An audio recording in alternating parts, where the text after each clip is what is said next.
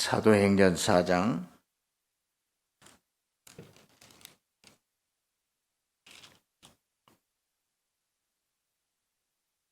5절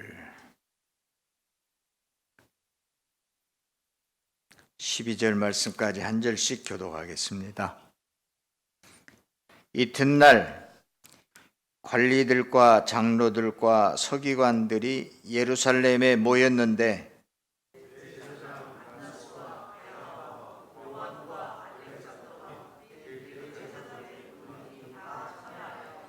사도들을 가운데에 세우고 묻되 너희가 무슨 권세와 누구의 이름으로 이 일을 행하였느냐?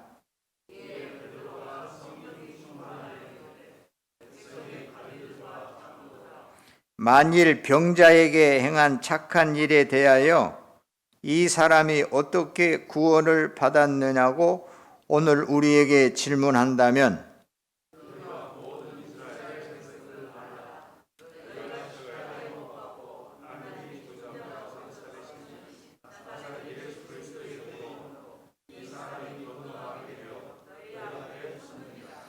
이 예수는 너희 건축자들의 버린 돌로서 집 모퉁이의 머릿돌이 되었느니라. 다른 이로서는 구원을 받을 수 없나니 천하 사람 중에 구원을 받을 만한 다른 이름을 우리에게 주신 일이 없음이라 하였더라. 아멘. 사람들은 모두 각자 세상을 살아가는 방법이 있습니다. 방법이라 그러는데 법이 있습니다. 사람의 얼굴이 다 다르듯이 살아가는 방법도 다르고 또 다르기 때문에 생활도 다 다를 수밖에 없습니다. 그래서 제가 말씀을 드리려고 하는 것은 마음과 생각과 행동이 모두 다 다르다라고 하는 것을 알자 그 말입니다.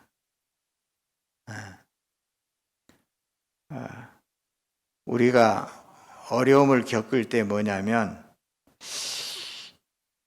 내 마음 같으려니 내가 생각하는 대로 내가 살아가는 방법대로 그래도 이해하고 같이 할 줄 알았는데 그러지 못할 때 이제 문제가 되는 거예요. 그렇잖아요? 그런데 각자 자기가 살아가는 방법, 자기가 살아가는 세계관, 그게 다르다라는 것을 알면 문제가 되지 않습니다. 서로 쉽게 이해할 수 있습니다. 나는 이렇게 생각하는데 저 사람은 저렇게 하는구나. 그것을 아는 것이 굉장히 중요합니다. 그래서 서로 잘 맞지 않을 때는 서로 그것을 인정하고 살아가는 거예요. 그리고 정 힘들면 서로 피하면 되는 거고 이해하기 힘들면은 어떻게 같이 못하는 것 아니에요? 그런데 같이 안 할 수도 없고 서로 생각하는 것은 다르고 이게 살아가는 법이 다르다 그 말이에요. 그래서 먼저 모든 사람들은 자기가 살아가는 것이 다 다르다 하는 것을 깊이 다시 한번 생각하는 지혜가 있으시기를 바랍니다. 그런 것을 그저 내 마음 같으려니 다 똑같을 줄 알았는데 이렇게 생각하고 살아가면 참 힘들어요. 그리고 다른 사람들이 볼 때 어리석다고 그래요. 자, 다시 한번 강조하고 넘어갑니다. 모든 사람들이 살아가는 방법, 자기가 살아가는 법, 자기 법이 있어요. 자기 마음, 자기 생각, 자기가 주인이에요. 그렇기 때문에 모든 사람이 다 다르다. 그것을 반드시 알고 지혜 있게 살아가는 저희들이 되십시다. 이렇게 사람들이 살아가는 법이 다 다른 것은 뭐냐면 믿음이 다르기 때문에 그래요. 각자 자기가 믿는 게 있는데 믿는 것이 다르다 그 말이에요. 아버지가 믿는 게 다르고 자식이 믿는 게 다르고 남편이 믿었던 게 다르고 이게 다르니까 결국은 살아가는 방법이 달라질 수밖에 없다고 하죠. 그래서 우리가 거듭났다 하는 것은 다시 태어났다 그 말이잖아요. 그래서 거듭났다라고 하는 것은 내가 그동안 생각하고 있는 법, 방법, 내가 생각하고 있는 그 뜻, 그 생각을 새롭게 바꿨다 그 말이에요. 그러면은 바꾸면은 새로운 사람이 되는 거죠.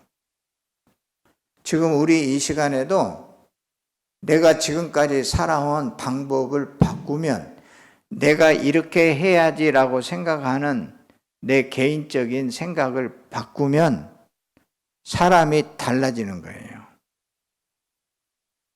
바꾸지 않으면 평생 못 바꾸는 거예요. 교회는 우리의 내가 생각하고 있는 이걸 바꾸는 것이 교회예요. 어떻게 바꾸냐? 바꾸는 것들을 오늘 이 시간 예배하면서도 설교 듣고 생각이 좀 바뀌면 그게 은혜고 복이요. 그런데 날마다 새롭게 바뀌는 거예요. 나쁘게 바뀌는 게 아니라 날마다 새롭게 바뀌는 거예요.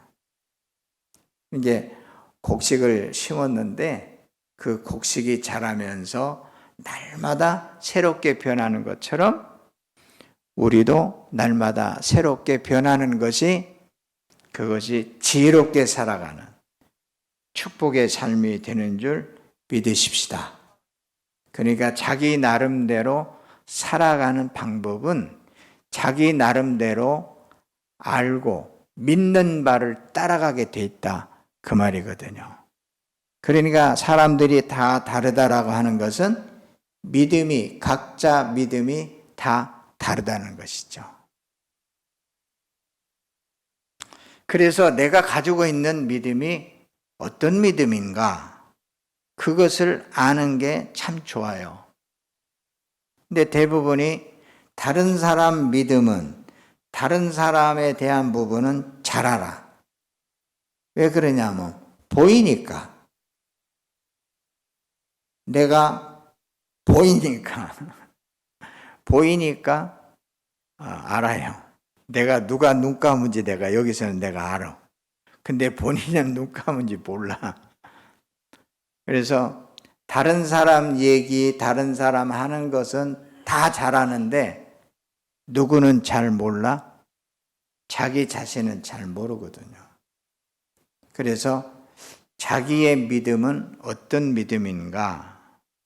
그래서 우리가 묵상하고 기도하고 이렇게 하는 것은 자기의 믿음을 자기는 어떤 생각을 가지고 자기가 살아가는 법은 뭔지 이렇게 생각할 수 있는 그게 참 지혜롭고 은혜로운 시간이거든요.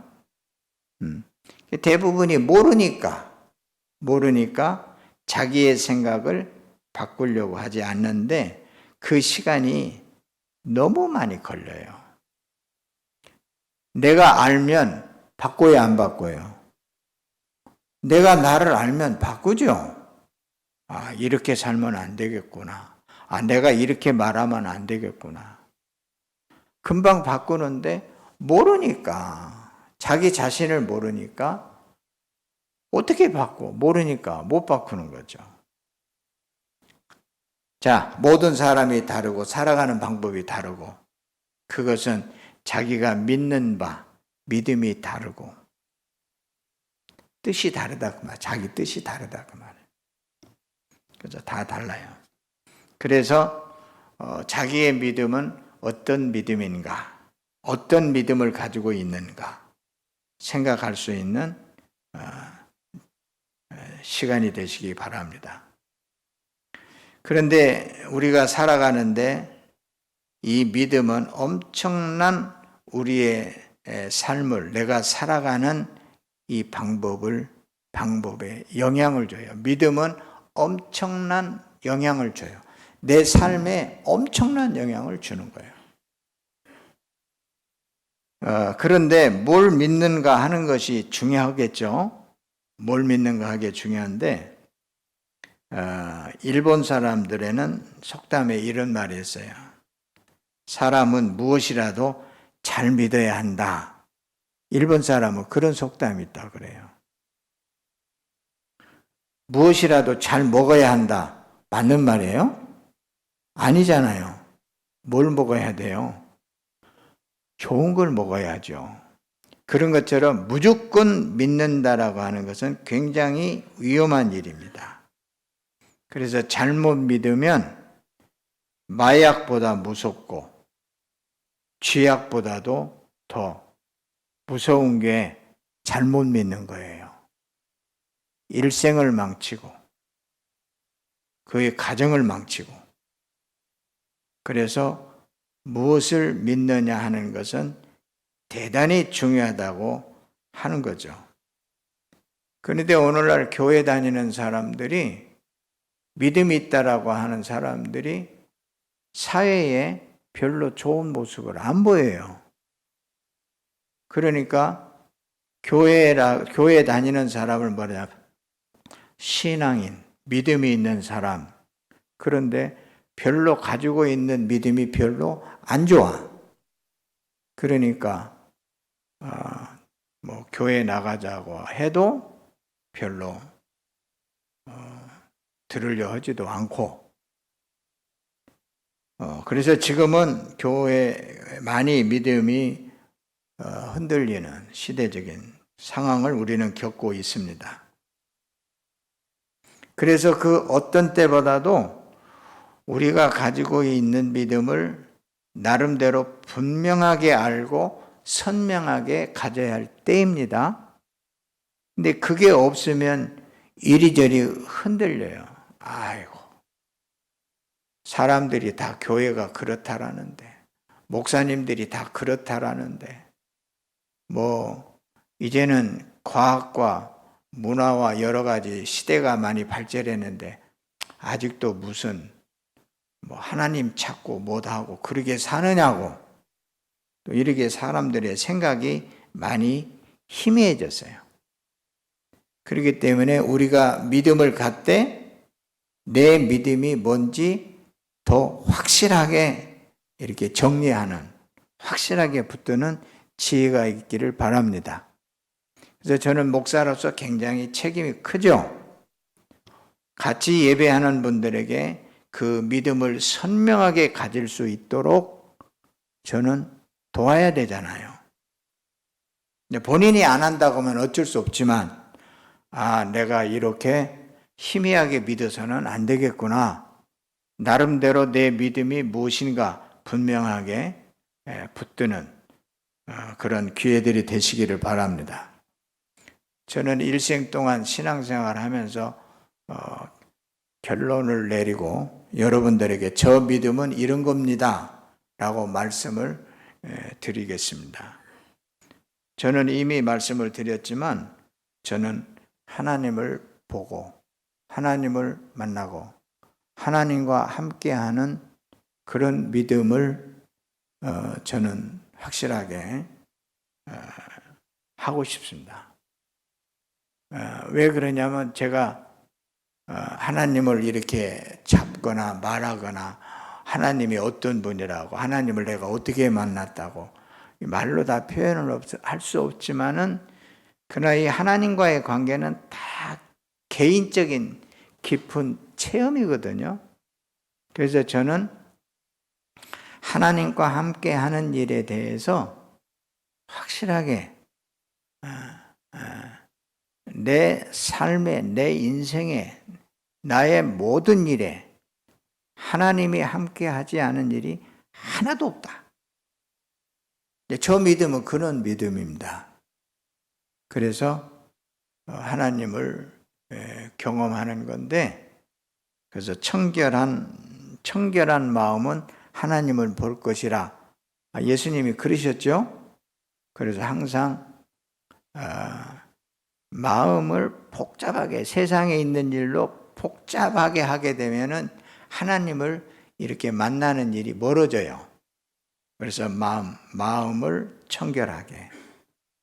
그러니까 청결한 양심으로 하나님을 보고, 그리고 또 이러한 하나님을 경험이 되는 사건에는 반드시 신비함을 경험합니다. 신비함을 경험해요. 세상에서 생각하고 경험할 수 없는 그 너머에 있는, 이런 것도 있구나, 이럴 수도 있구나, 그런 일을 경험합니다. 그래서 하나님을 보고 또 하나님의 세계의 신비함을 체험하고, 그리고 믿음의 비밀입니다. 믿음의 비밀을 아는 겁니다. 그래서 믿음이라고 하는 것이 엄청난, 우리의 생애를 엄청난 삶으로 변화시킬 수 있는 능력이 어디에 있다? 믿음에 있다. 그래서 예수님이 뭐라 그러냐면, 너희들이 겨자씨만한, 겨자씨, 아주 작은 겨자씨라고 하면은, 제가 이스라엘에서 겨자씨를 가져온 적도 있는데 볼펜으로 그냥 한번 콕 찍은 것하고 겨자씨 하나 놔둔 것하고 보니까 똑같더라고. 근데 겨자씨를 여기다 잊어버렸어요. 잘 못 찾아요.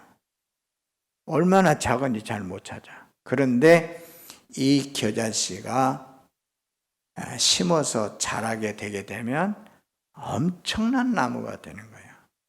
그러니까 지금 우리는 아무것도 없다 할지라도, 지금 우리의 빈자리가 이렇게 많이 있다 할지라도, 작은 믿음이 있어도 이 믿음에는 엄청난 하나님의 역사를 경험할 수 있다. 내 생애에 엄청난 일들을 경험하며 사는 그런 축복된 그런 생애가 될 수 있다. 할렐루야. 그런데 문제는 뭐냐면 그 믿음의 비밀을 모르는 거예요. 그 믿음의 비밀을 모르기 때문에 자기가 믿음이 있는 줄 알아요. 네. 믿음에는 항상 참 하나님의 큰 역사가 있죠. 그래서 아브라함의 하나님, 이삭의 하나님, 야곱의 하나님이라고 그래요. 예수님도 이야기하셨어요. 그런데 그 하나님이 바로 누구의 하나님이 돼야 된다? 나의 하나님으로 경험이 돼야 된다. 그런 얘기입니다. 그래서 그냥 우리가 아브라함 하나님 얘기만 하면 안 되고, 엘리야의 하나님만 얘기해도 안 되고, 반드시 그 위대한, 그 놀라운 세상에 큰 주관하신 그분이 나의 하나님으로 경험이 될 때 신비로운 세상이 열립니다. 그래서 내가 지금까지 중요했다고 생각했던 그 모든 것이 가만히 놔져요. 내가 이거 아니면 전부라고 이거 아니면 절대 못 살겠다고 생각했던 것이, 이거 아니구나. 이것보다 더 좋은 것이 있구나. 그리고 이거 놔주고 이 신비로운 새로운 그런 희망적인 일을 붙잡고 믿음으로 살아가게 되어 있습니다. 그러면 삶이 달라지는 거예요. 그러니까 무언가 껍질을 깨고 육신적인 그러한 아주 어린아이와 같은 생각을 깨트리고 이렇게 하나님을 경험하고 정말 독수리와 같이 그 영원한 세계를 향한 큰 뜻을 품고 살아가게 되면 여유 있습니다. 기쁨도 있고 자유함도 있고 이 모든 것은 영원한 하나님의 약속이 우리에게 되어지는 것입니다. 그래서 이 믿음의 비밀은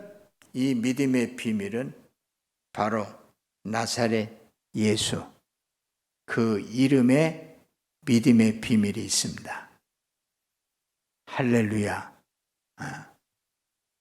그 다른 데서 어떤 믿음을 가질 수 있죠. 다른 사람들은 다른 데서 나름대로의 종교적인 어떠한 믿음을 가지고 살아가겠지만 그래도 우리 기독교인들은, 그리스도인들은 그 근원을, 그 믿음의 그 비밀을 어디서 찾느냐? 예수 그리스도에게서 찾는 거죠. 그래서 사도 바울은 예수님이 비밀이고 하나님의 신비한 세계 비밀이고 교회가 비밀이고 그래서 교회를 알고 예수님을 알면 그 믿음의 비밀이 열리고 그 믿는 믿음으로 하나님의 큰 일을 경험하게 되는 거죠. 우리는 2000년 전 이 팔레스타인에 살았던 갈릴리 그 나사렛 동네에서 살았던 나사렛 예수, 그를 그리스도라고 합니다. 이 그리스도라고 하는 것은 구원자인데 인간의 범죄에서, 절망에서, 죽음에서 오늘 성경 본문의 내용은 나면서부터 한 번도 걸어보지 못했던 안진뱅이가 성전 앞에서 구걸을 했는데 그 걸어보지 못한 자들이 베드로와 요한을 통해서 그 사람이 걷게 되었다는 그런 내용이거든요.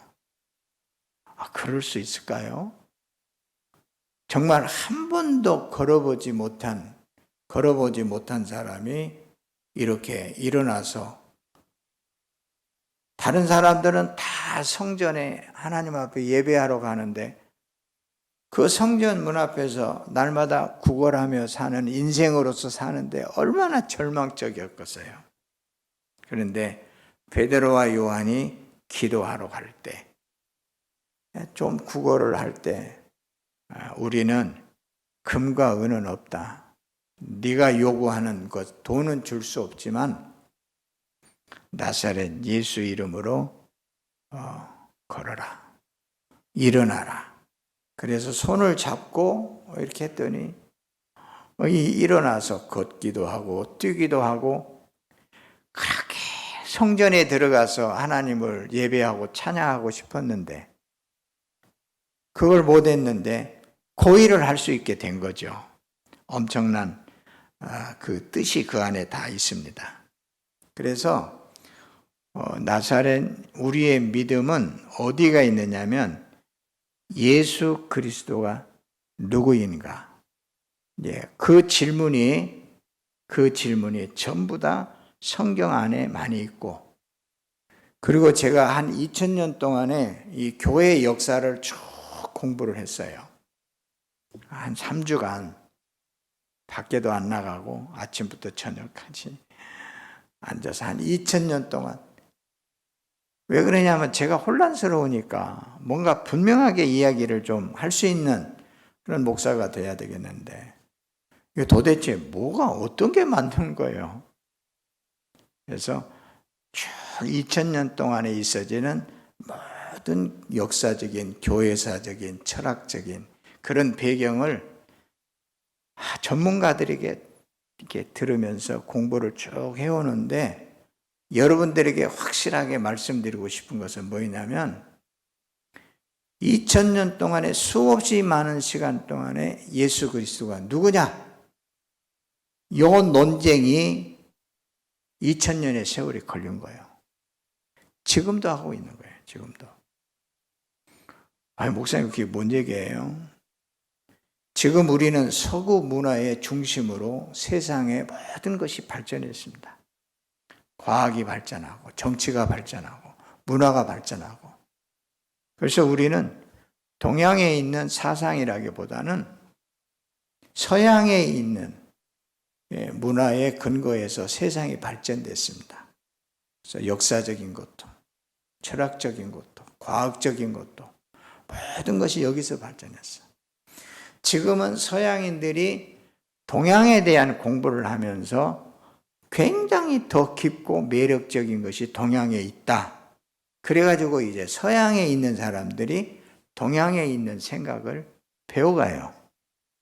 그런데 지금 우리가 살고 있는 모든 배경에는 이 서구 문화의 배경이 있는데 그 역사의 배경에는 그 중심에는 도대체 예수가 누구냐? 예수가 인간이냐? 하나님이냐? 예수라고 하는 분이 하는 일이 좀 특별한데 그러니까 사람들에게 잊혀지지 않냐고 계속 도대체 그분이 누구였길래 그렇게 소경의 눈을 뜨게도 했고 또 그 사람의 이름이 제자들이 나가서 이야기하면 엄청난 일이 일어나니까 도대체 예수가 누구냐? 보통 사람들이 어느 누구도 할 수 없는 일을 예수의 이름으로 우리의 삶 가운데 신비한 일들이 자꾸 경험이 되니까 그게 누구냐 그래요. 인간이냐 하나님이냐. 그러니까 우리는 우리보다 좀 더 월등한 분으로 하자. 그래서 하나님의 아들이라고 하자. 이렇게 이야기하는 거예요. 하나님의 아들? 아닌데 그분이 하는 모든 일은 예수가 하는 일은 하나님이 아니면은 할 수 없는 일인데 이렇게 이야기하는 거예요. 그러니까 우리는 예수를 하나님이라 하자. 그리고 어떤 사람은 아니다. 하나님이 월등하고 그 다음에 하나님보다 그 다음 되신 분이다. 철학적인 논쟁으로 그렇게 해석을 또 해요. 그래서 그런 것을 글로 써서 책을 1000권, 2000권을 써서 사람들한테 가르쳐 줬어. 시대가 지내서 그래도 예수가 하나님인데 하나님이 하나님보다 좀 못한다? 이건 좀 틀린 말인 것 같다. 그래서 그 모든 책을 갖다 다 불사르고 그 사람을 이단으로 정죄하고 그렇게 해서 또 이렇게 논쟁하면서 예수 그리스도가 누구냐? 그것을 긴 역사 속에 지금까지 교회 안에서도 하는 거예요. 성경에도 예수님 사람들이 나를 누구나. 오늘 이 본문에도 내용에 보면 사도들이 이 안진병이를 고치는데 여기에 그때 당시에 제사장 여러 그 힘 있는 권력 있는 사람들이 베드로와 요한에게 그 사람들을 감옥에다 가뒀단 말이야. 왜 감옥에다 가두냐? 그들이 예수를 죽였거든요. 십자가에 죽였는데 베드로와 요한이 하는 말이 그분이 너희가 십자가에 죽였지만 다시 살아났다. 그런데 사람들이 많이 그를 따르거든요. 이게 큰일 났어. 그래서 제사장과 모든 그 종교적인 중요한 사람들이 다 왔잖아요. 와가지고 감옥에 가뒀어. 그 이튿날 그러잖아요. 이튿날. 그래가지고 사람들 앞에서 물어. 너희들이 무슨 권세로 누구의 이름으로 이런 일을 하느냐? 그러니까 베드로가 성령에 충만해서 똑같이 이야기하는 거예요. 너희들이 당신들이 죽였지만 십자가에 처형을 했지만 그분이 다시 부활하셔서 그분의 이름이 이 사람을 성하게 했느니라. 그런데 그렇게 하나님의 큰 일을 경험한 그 안진뱅이가 옆에 서 있단 말이에요. 증인이 있어요. 그러니까 이 사람들이 할 말이 없으니까 그 성경 뒤에 보면 할 말을 잃은 거예요. 제가 이러한 성경의 배경을 말씀을 드리는 일에 대해서는 뭐냐면 이렇게 예수가 누구인가라고 하는 것을 믿는 믿음에 따라서 성도들의 삶이 달라진다 그 말이죠. 그래서 어떤 사람은 예수님을 정치적인 그런 지도자로 생각을 해요. 지금 광화문에 태극기를 들고 나와서 정치하는 분들 계시잖아요. 그래서 그렇게 보면 그렇게 하는 거죠. 어떤 사람들은 병자들을 고쳐요. 그래서 예수님을 병원에서 치료할 수 없는 것을 또 치료하는 의사로, 그런 믿음으로 해요. 어떤 사람들은 이렇게 악한 영에게 사로잡혀 있는 자들을 치료해주는 퇴마사의 역할을 해요. 나사렛 예수의 이름으로 나가라. 그래서 이제 그런 일들은 불교에서도 하고, 그런 영적인 이해를 가지고 있는 사람들이 이렇게 악한 영을 내쫓는 일을 하는 거죠. 여러분들은 예수님을 누구라고 생각하세요? 어떻게 믿느냐에 따라서 그 믿음이 달라지기 때문에, 그래서 초대교회는 성령 안에서 하나 되게 하신 것을 힘써 지키라 그랬거든요. 그러니까 우리 믿음이 각자의 믿음이 아니라 똑같은 예수를 믿고 똑같은 믿음을 가지고 마음을 같이 하고 생각도 같이 하고 하나가 되어야 한 가족이고 하나의 거룩한 공동체가 되는 거예요. 그러니까 우리가 예수를 똑바로 알아야지, 나 혼자 내 멋대로 믿고 알면은 안 맞는 거예요. 교회 가도 안 맞고 저것도 안 맞고 다 안 맞는 거예요. 그러나 예수에 대한 바른 믿음을 가지고 있는 분, 이 사람이 이 얘기도 맞고 저 사람이 이 얘기도 맞고 맞아 그래 맞아 다 맞는 거예요. 그래서 이렇게 오늘날 교회가 혼란스럽고 특별히 이단들이 많이 있는데 이거 깎아볼 노릇이에요. 보세요. 하나님도 까불면 나에게 죽는다고 협박하는 목사님이 그렇게 한단 말이에요. 이거 여러분 어디 공감되세요? 여러분의 믿음하고 똑같으세요? 아닙니까? 네. 자, 그런데 우리는 조금도 염려할 일이 아닙니다. 문제는 그 사람들의 믿음이 다를 뿐이지 예수 그리스도는 어제나 오늘이나 영원토록 동일하시다. 예수님이 변함이 없으니까 걱정이 없어요. 어떻게 잘못 가르치고 잘못 믿어가지고 사람들이 제각각 다 믿는다 할지라도 걱정할 것이 없어. 예수님은 어제나 오늘이나 동일하신 분이다 그 말이에요. 그러면 우리는 예수님에 대해서 어떻게 생각해야 되는가? 그래서 그동안에는 나사렛 예수라고 하는 분이 분명히 참 놀랍고 특별한 분인데 죽었다가 다시 부활했다고 하는 이 소문을 잠재울 수가 없는데, 이 특별한 이 분에 대해서 사람들은 하나님의 아들이다, 하나님의 아들이 아니다, 하나님이다, 하나님의 아들은 맞지만 하나님과는 같지가 않다, 아니 하나님과 같은 분이다. 이런 일들로 얼마나 많이 논쟁을 했냐 그 말이에요. 그래서 결국은 합의를 봤어. 어떻게 하기로 했냐면, 나사렛 예수는 참 인간이고 참 하나님이다. 그렇게 이제 합의를 보고 지금까지 교회가 2000년 동안 그 신앙을 고백을 가지고 나가는 거죠. 근데 저는 이 대답도 만족할 수가 없어. 얼마든지 또 각자 예수님에 대해서 얘기할 수 있기 때문에 그렇습니다. 그래서 오늘 또 이 제사장들은 제자들한테 무슨 권세야 누구의 이름으로 했느냐 이렇게 말하죠. 그래서 중요한 것은 오늘 우리는 나사렛 예수를 어떻게 믿을 것인가 그런 얘기를 하는 거죠. 그래서 여기 오늘 본문에도 보면은 나사렛 예수는 하나님을 만나는 거룩한 성전의 모퉁이 돌이다 그렇게 이야기하잖아요.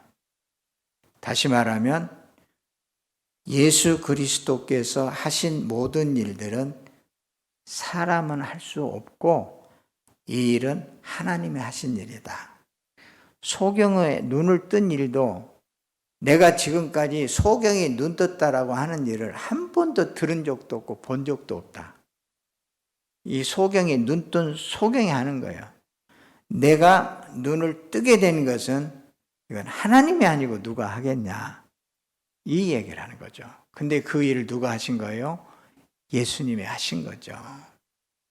그래서 이렇게 우리는 이러한 신앙에 대한 부분에 대해서 하나님의 일에 대해서 이러한 신비한 신앙을 놓치지 마시기를 바랍니다. 그래서 사람은 할 수 없으되 하나님은 하시거든요. 그렇기 때문에 세상 사람들은 자기의 지식과 경험과 자기의 상식선에서 하지만 우리는 하나님을 믿는 믿음 안에서 그것을 뛰어넘는 정말 신비한 믿음을 가지고 갈망을 가지고 살아가는 저와 여러분이 되자 그 말이에요. 그래서 우리의 신앙은 그겁니다. 지금 이태원 참사 가족들 가운데 사망이라고 하는 죽음이라고 하는 이 엄청난 이 태풍이라고도 할 수 있고 험한 풍랑이라도 할 수 있고 그들의 삶을 가정을 덮친 그분들이 나와서 이렇게 기자회견을 할 때 말을 못하는 거예요. 그들의 모습은 다 종이쪽처럼 벌벌벌 떨리고 가슴은 다 찢어지고 온 힘은 다 빠지고 살아갈 힘도 없고 그런 절망적인 그들에게 살아갈 수 있는 구원의 능력이 누구에게 있냐 그 말이에요. 무엇으로 그들에게 다시 살아갈 희망과 능력과 지혜와 더 나은 오히려 그보다도 더 나은 삶으로 살아갈 수 있는 생명력을 불어넣을 수 있는 힘이 뭐냐 그 말이에요. 근데 이 세상에는 나사렛 예수라고 하는 이 분을 믿는 믿음이 있는 사람들의 삶은 엄청난 생애의 변화와 능력의 삶을 살아오더라 그 말이에요.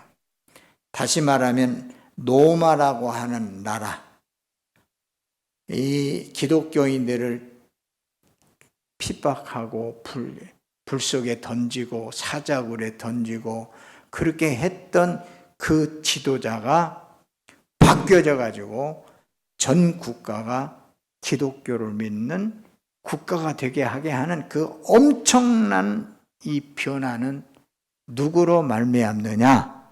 바로 예수 그리스도로 말미암는다 그 말이죠. 이 황제가 전쟁으로 나갔다가 꿈을 꿔요. 꿈을 꾸는데 꿈에 누구를 만나? 하나님의 사건을 경험해요. 다시 말하면 예수 그리스도의 깊은 신비한 것을 경험해요. 그리고 나가서 전쟁에 나가서 승리하니까 돌아와서 그 나라를 그리스도와 국가로 바꿔버려요. 그러니까 전에는 이리저리 도망다녔던 사람들이 이제는 예수를 편안하게 믿을 수 있고 이 황제가 곳곳에 교회를 세우는 거예요. 그러니까 왕이 세운 성전이 얼마나 훌륭해요. 자, 이러한 일들, 이렇게 신비한 일들을 경험하고 새로운 세계를 경험하는 사람만이 이 세상에 희망과 기쁨과 소망을 가져다 두는 사람이기 때문에 예수 믿고 위로받고 예수 믿고 그저 종교적인 이러한 일을 하고 이 자체가 아니다 그 말이에요. 예수 그리스도는 우리 안에 엄청난 새로운 세계와 엄청난 능력과 우리가 가지고 있는 믿음으로 나를 하나님의 아들로서 이 세상의 빛과 소금이 되도록 찬란한 빛이 나는 사람이 되도록 하게 하는 은혜가 하나님을 만나는 신비한 은혜 가운데 경험되어진다. 할렐루야. 그래서 마가복음 마지막 절이에요. 마지막 절은 원래 원본에는 없는데 누가 이렇게 추가해놨다 뭐 이런 얘기도 있고 그러지만 그러나 어쨌든 은혜가 돼요. 제자들이 나가 두루 전파할세 주께서 함께 역사하사 그래. 제자들과 함께 역사하는 거예요. 누가요?